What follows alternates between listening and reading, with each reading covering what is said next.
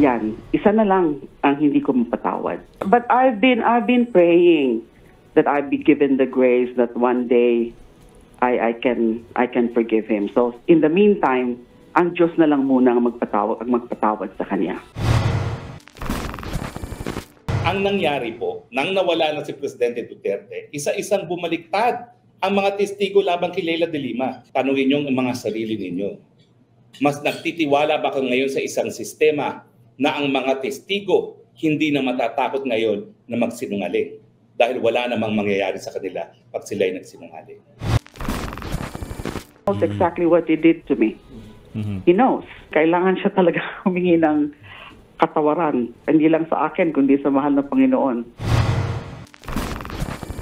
Hindi po siya makakatakas sa batas ng karma. Natatandaan nyo, siniraan niya ng Pangulong Duterte.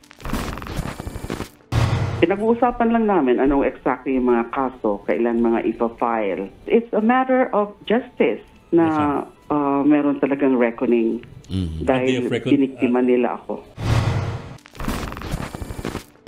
It will be a big factor kasi nga wala nang additional evidence to be presented eh. Sinabi rin ng korte na the prosecution failed to establish the conspiratorial acts of the accused.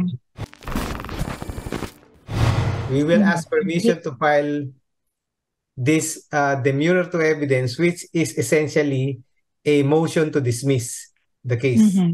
No? Ang magiging prayer namin dito sa demurrer to evidence is the total dismissal of the case, the last drug case of Senator Leila de Lima.